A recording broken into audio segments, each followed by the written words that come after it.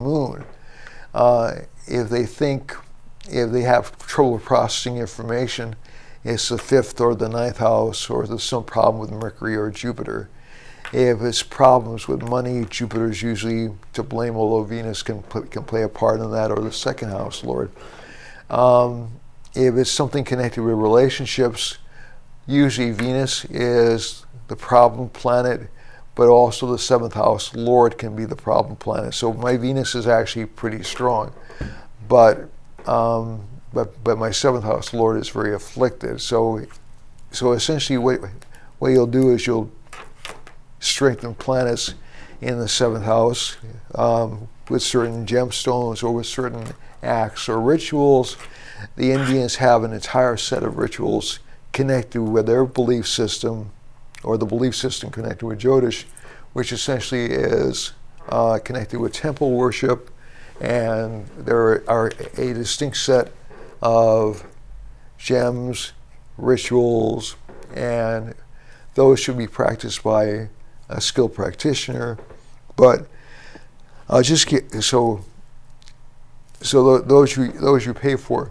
There are remedies you can buy on the market which are extraordinarily expensive, and I would never send a person to have one of those remedies done, whether it be thousands of dollars for a gemstone or thousands of dollars for a remedy.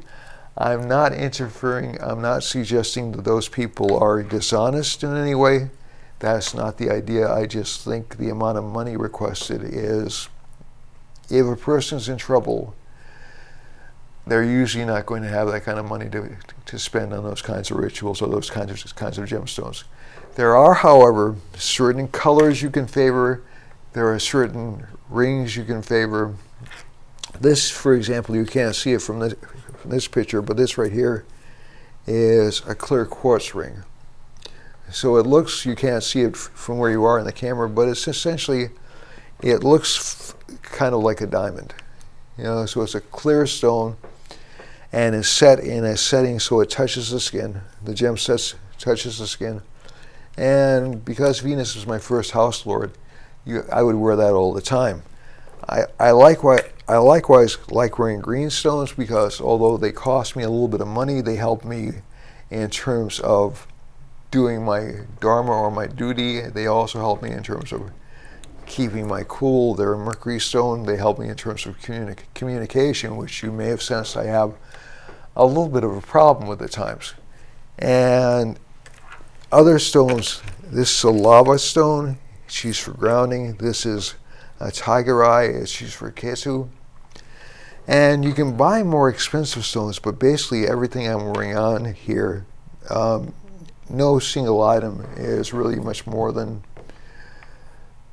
$50 if you were to buy a retail.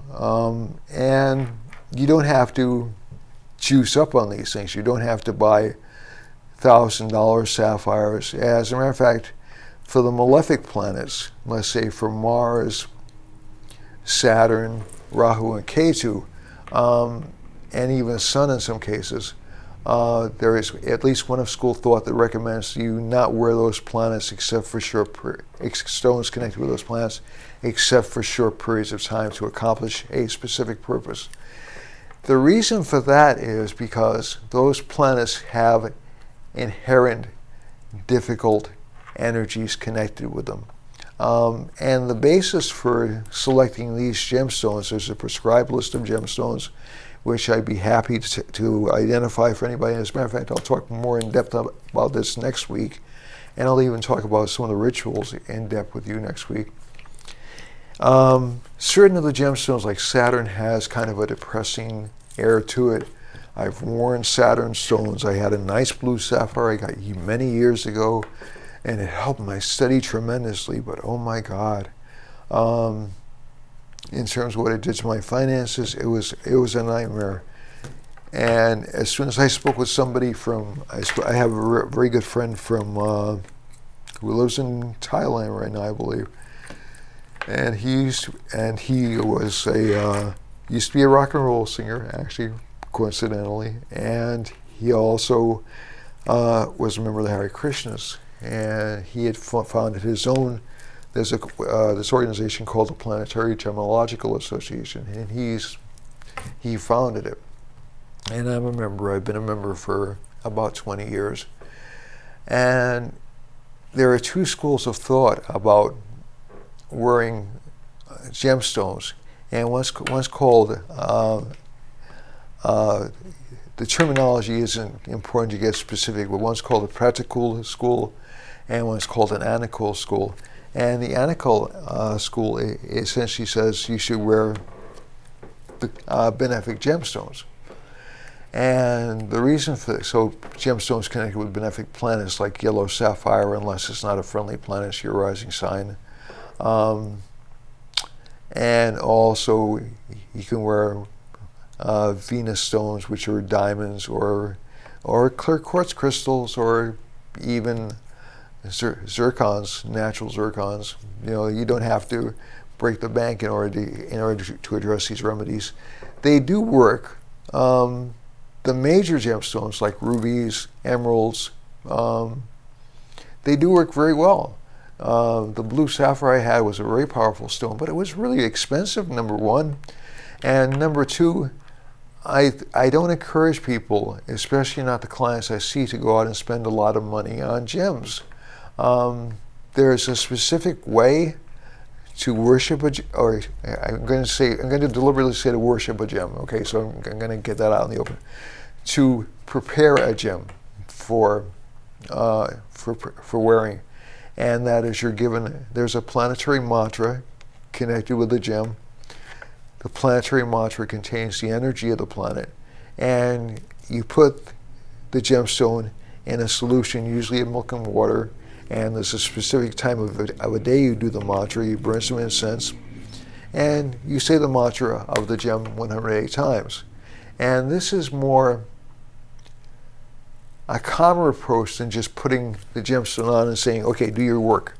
It's essentially giving a little bit of respect, because Indian astrology views the planets as intelligences. They have a job to do. They're doing their job by how they're functioning in our charts. And to wear a gemstone, so I'll wear turquoise for Ketu, but it also works for Venus. So Ketu is pretty prominent in my chart. I like to get some good results from Ketu, and it has pretty much the stones, although they're not the expensive stones, have worked. And I've also done mantras. I've also done other acts. You know, so you can do acts of charity connected with the planets. You can do acts of, and again, one of the key things to keep in mind is whenever you do these acts, you don't have to break the bank. I think fasting on a day associated with the planet, like today, this taping occurs on a Thursday. So if you want to curry Jupiter's favor, no pun intended, you would wear a gemstone, you would essentially fast on Thursday. Now, fasting means a great many things to a great many different people. A fast, as we understand it, in strict terms, means essentially no solid food, at least from sunrise to sunset. But it can mean fasting on fruit. Some people aren't physically capable of fasting. And I don't mean that they don't have the willpower. I mean it actually hurts their health.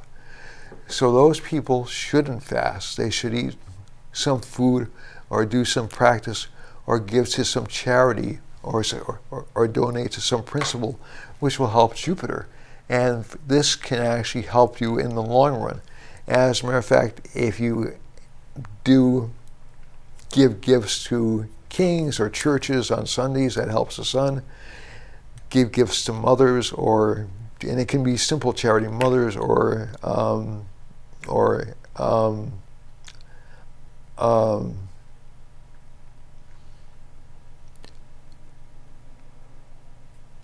institutions which help the poor. On Tuesday, that helps the moon, so it's caring for people.